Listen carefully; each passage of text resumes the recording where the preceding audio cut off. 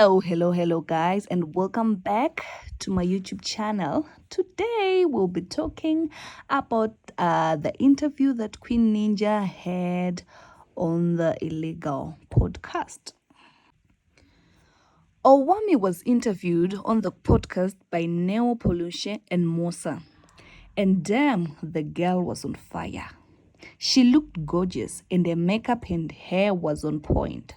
The way she articulated the interview, the way she was oozing confidence, and the facts she was spitting. Hey, I'm impressed. Keep it up, shbobo. However, the interview was long, and she spoke in length about her upbringing and also about her mother's passing, her dropping out of nursing school, her divorce, Mihlali, and Lerato Khanyaho. Owamie said she had a very strict upbringing and her parents upheld good morals and a good education because both of them were graduates. Her mother was a qualified nurse and her father was a professional. So she had no choice but to join in the bandwagon.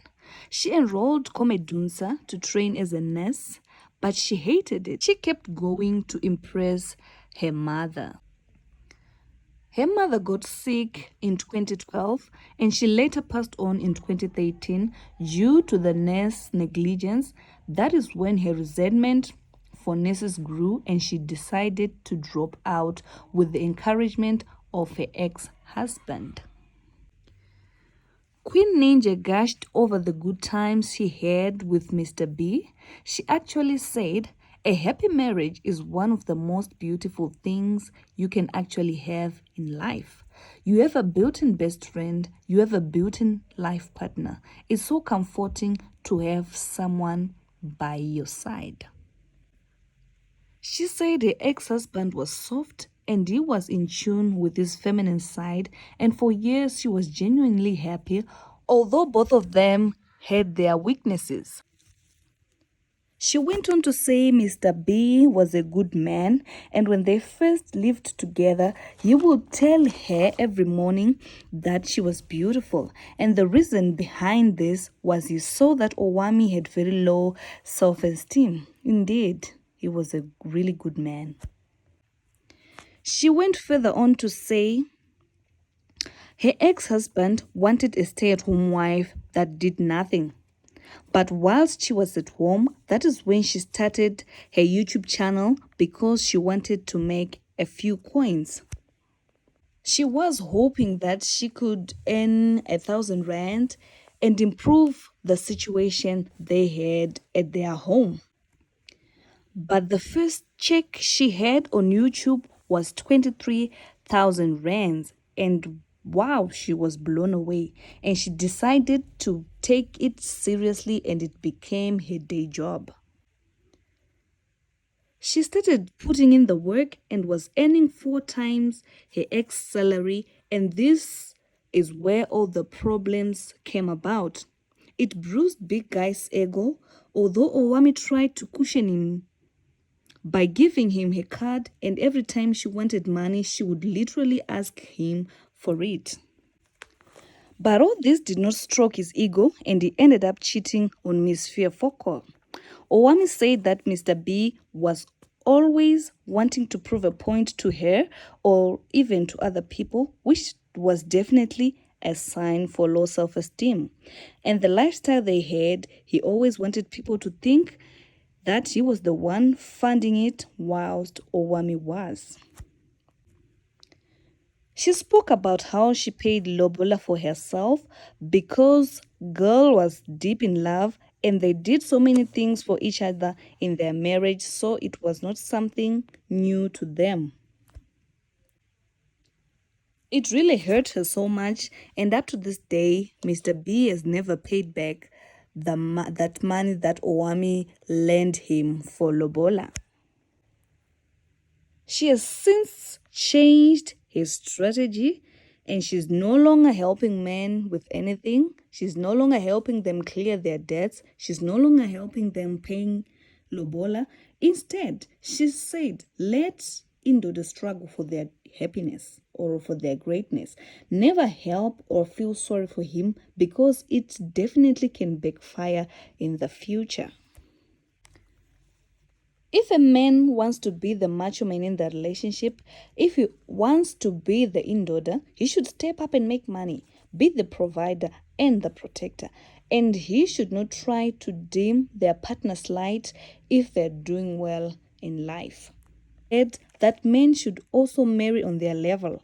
If a man wants a stay-at-home wife, he should go after that type of a woman and not marry an ambitious woman and try to tame her and force her into a staying-at-home partner. She added that Mr. B was really not man enough for her because she really tried to hold their marriage together. She did everything expected of a Makoti, everything expected of a supportive wife. She even tried to hide Mr. B's problems and weaknesses with money and debts from friends and family. So he had no reason to cheat, except that he is a cheater. Miss Fearfokol expressed a disgust for slave queens who date married men, speaking in the case of Mihlali and Leroy's Dambe. And no, she is not bitter because the ex-husband cheated on her. The host asked her if she had advice or pointers to give on small YouTubers, and she said upcoming YouTubers should first have the passion for creating content, and secondly, should build a community of supportive people that will always stand by you, and thirdly, should build a system that makes it easier for one to just sit down and press record. It saves so much time than setting up everything when one wants to shoot a video. She also talked about having organized videos, which is not easy because the first thing is compiling correct and accurate information. Then, of course, shade and spice if one is doing a gossip channel. We all know that Queen Ninja has shade for days, don't we? And lastly, she mentioned thick skin because the comment section can really be fierce. She was also asked about monetization, and she said definitely there's money on YouTube, and she has since bought a second car, and YouTube is a main source of income. Though she's getting into the business world, she already have big things lined up. She's expanding her sources of income and not just YouTube. So girl is really doing well for herself.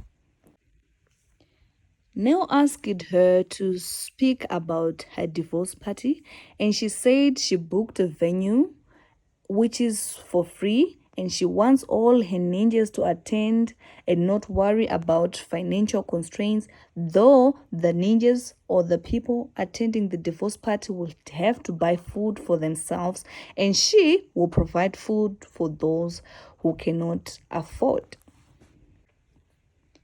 She also talked about the bad blood they once had with Lerato Kanyaho because they didn't like Owamie's content, but I guess now she understands what a gossip channel is. And they are all cool, and Lerato even speak positively about Owamie on Instagram now.